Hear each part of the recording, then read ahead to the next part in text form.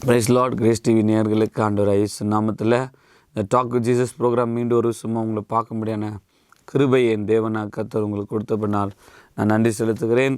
இந்த நாளிலும் கூட ஆண்டவர் உங்களை இந்த வருஷத்தின் கடைசியில் வந்திருக்கிறோம்.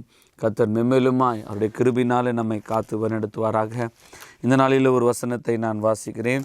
யோவான் சுவிசேஷம் 10ஆம் அதிகாரம் 10ஆம் வசனத்தில் ஒரு வசனம் இப்படியா போடப்பட்டிருக்கிறது. நானோ அவைகளுக்கு ஜீவன் உண்டாருக்கும், அது பரிபூர்ணப்படவும் வந்தேன். நானே நல்ல மேய்ப்பன் ஆடுகளுக்காக தன் ஜீவனையை கொடுக்கிறார். இங்கே ஆண்டவராக இயேசு இந்த உலகத்துக்கு ஏன் வந்தார் என்று சொல்லும்போதோ, God came to give his life. அதாவது திருடவும் கொல்லும் அழிக்க தான் வருகிறான். இந்த சாத்தானுடைய வேலை என்னென்னா, நம்ம ஆத்துமாவை திருடணும், நம்மளை அழிக்கணும் தான் வராங்க. ஆனால் ஆண்டவர் சொல்கிறார், நானும் அவைகளுக்கு ஜீவன் உண்டாருக்கும், அது பரிபூர்ணப்பட வந்தேன். என்ன ஜீவன் இது அப்படின்னு பார்த்தீங்கன்னாக்கா, கிரேக்க பைபிளில் 3 விதமான ஜீவன் போடப்பட்டிருக்குது. அதில் முதல் ஜீவன் பயோஸ் என்ற ஜீவன். அப்படி என்றால் பயாலஜி படிக்கிறாங்க பிள்ளைங்களெல்லாம். அது என்ன அர்த்தம் அப்படின்னு சொல்லி பார்க்கும்போது, நம்ம சரீர பிரகாரமான ஜீவன். எண்ணத்தை உண்போம், எண்ணத்தை புசிப்போம், எண்ணத்தை குடிப்போம். ஜீவனுக்கு இந்த உலகத்தை அந்த பயோஸ்ன் போது சாப்பாட்டுக்காக, ஃபிசிக்கல் லைஃப், நம்முடைய சரீர ரீதியாக வாழ்கிறது வாழ்க்கை, அது ஒரு பயோஸ்ன்னு சொல்லப்படும். ரெண்டாவது சைக்காலஜிக்கல் லைஃப், அதாவது நம்ம யோசிக்கிறோம், நம்ம எமோஷன்ஸ், நம்ம அழுகிறோம், துக்கப்படுறோம், இதுங்க. மூன்றாவது ஜோயோ லைஃப் அல்லது தேவனுடைய ஜீவன். அப்போது மனுஷனை தேவன் படைக்கும் போது இந்த ஜோயோ ஜீவன் என்று சொல்லக்கூடிய அவருடைய ஜீவனை கொடுத்துருந்தாருங்க. ஆனால் மனுஷன் பாவம் செய்தனால தேவன் கொடுத்த ஜீவன் மனுஷன் இழந்துட்டான். இப்போ ஆண்டவர் பார்த்தாரு, அந்த ஜீவனை நான் அவனுக்கு கொடுக்கணுன்றதுக்காக தான் இந்த கிறிஸ்மஸில் ஏசப்பா என்ன பண்ணாருங்க, அவர் உலகத்துக்கு வந்து அவர் ஜீவனை கொடுக்க வந்தார். என்ன ஜீவன்?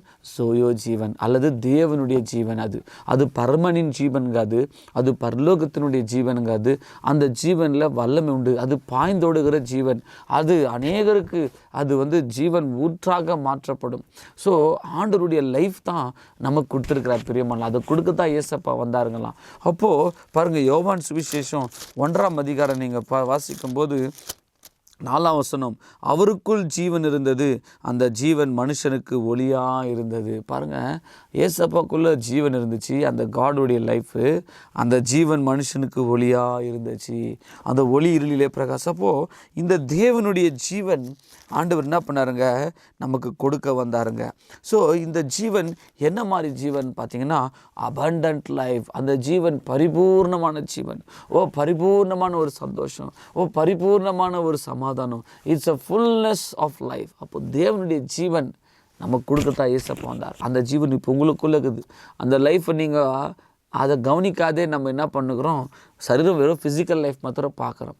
பாருங்கள், 1 யோவானில் ஆண்டவராக இயேசு அந்த ஜீவனை பற்றி அடிக்கடிக்கு அங்கே தேவனுடைய சீஷர்கள் சொல்லிக்கிறாங்க. 1 யோவான் 5:12, குமாரனை உடையவன் ஜீவனை உடையவன், தேவனுடைய குமாரன் இல்லாதவன் ஜீவன் இல்லாதவன். பாருங்களேன், ஏசப்பா நமக்குள்ளே இல்லைன்னா அவருடைய ஜீவன், இயேசு கிறிஸ்துவை நம்ம விசுவாசிக்கலைன்னா தேவனுடைய ஜீவன் நமக்கு கிடைக்காதுங்க, இல்லைங்க நமக்குள்ள. 11, தேவன் நமக்கு நித்திய ஜீவனை தந்திருக்கிறார். இந்த ஜீவன் என்ன மாதிரி ஜீவன்? நித்திய ஜீவன். அது சாவே இல்லாத ஒரு வாழ்க்கை. அந்த நித்திய ஜீவன், அந்த ஜீவன் அவருடைய குமாரனில் இருக்கிறது என்பதே அந்த சாட்சியாம். பாருங்களேன், அந்த ஜீவன் இயேசு கிறிஸ்துவுக்குள் இருக்கிறது. பிரியமானவர்களே, நித்திய ஜீவனை இயேசப்பா கொடுக்க வந்தார். அதான் ஜோயோ லைஃபுங்க, அதான் தேவனுடைய ஜீவனுங்க. அந்த நித்திய ஜீவனை நீங்கள் பெற்றுக்கொள்ளணுன்றதுக்காகத்தான் வானாதி வானம் கொள்ளா தேவன், மரணமே சாவே இல்லாத தேவன், ஒருவரும் காணக்கூடாத அந்த தேவன் இந்த உலகத்தில் வந்தார். பிரியமானவர்களே, ஏன் வந்தார்? அந்த ஜீவனை கொடுக்க வந்தார். அந்த ஜீவன் நித்திய ஜீவன். அந்த ஜீவன் அவருடைய குமாரனில் இருக்கிறது. அந்த குமாரனை உடையவன் ஜீவனை உடையவனாக இருக்கிறான். பிரியமானவர்களே, இன்றைக்கி நம்ம வாழ்க்கையில் கூட ஏசப்பா எதுக்கு அந்த உலகத்துக்கு வந்தார்? நமக்கு அவருடைய ஜீவனை கொடுக்க வந்தார். ஒரு காலத்தில் நம்ம வாழ்க்கை எப்படி இருந்துச்சு தெரியுங்களா?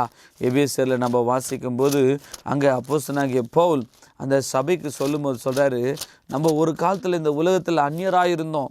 இந்த உலகத்தில் எப்படி இருந்தோங்களாம் பாருங்களேன், முன்னே தூரமாக இருந்தோம். இந்த உலகத்தில் நம்ம தூரமாக இருந்தோங்க. எபேசியர் 4ஆம் அதிகாரம் வசனம் 18ஆம் வசனம், அவர்கள் புத்தியில் அந்தகாரப்பட்டு தங்கள் இறுதி கடினத்தினாலே தங்களில் இருக்கும் அறியாமையினாலே தேவனுடைய ஜீவனுக்கு அந்நியராயிருந்தார்கள். பார்த்தீங்களா, நம்ம வாழ்க்கை ஒரு காலத்தில் எப்படி இருந்துச்சுங்க, காட்ஸ் லைஃபுக்கு தூரமாக இருந்தவங்க. நம்ம நான் ஏசப்பா என்ன பண்ணிட்டாருங்க, அவருடைய ஜீவனை கொடுக்க வந்தாருங்க.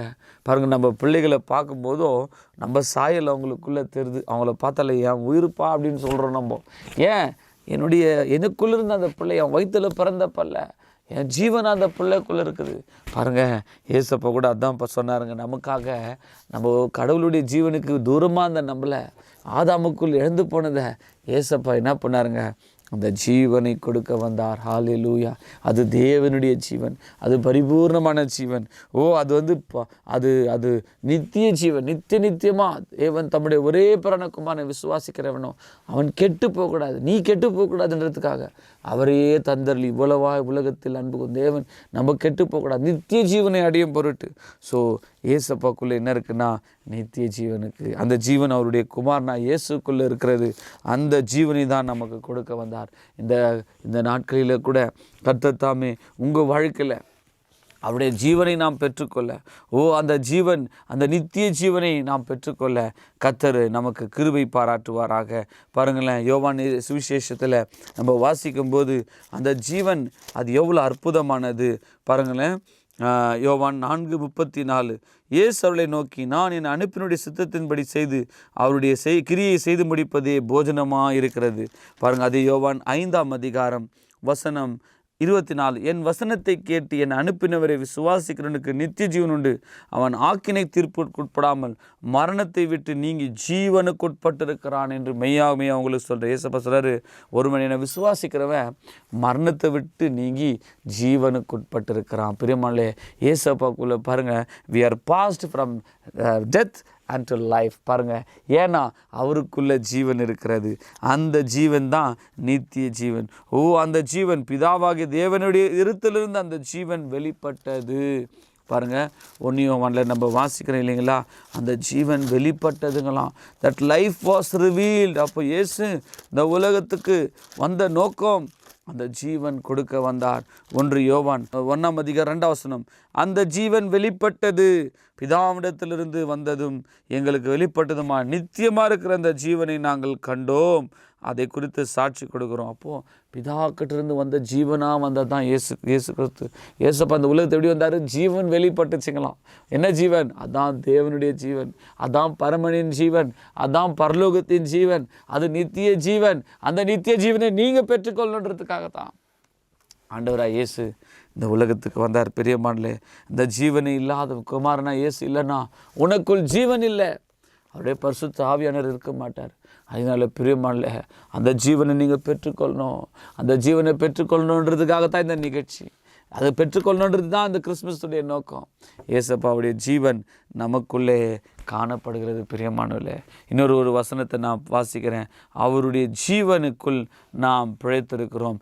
யோவான் 11 நம்ம வாசிக்கிறோம் இல்லைங்களா, வசனம் 25. John gospel chapter 11 and verses 25. யோவான் 11:25.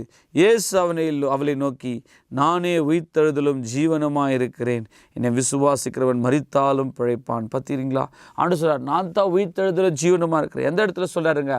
அந்த லாசரு மரித்து போன நிலைமையில் இருக்கிறான்.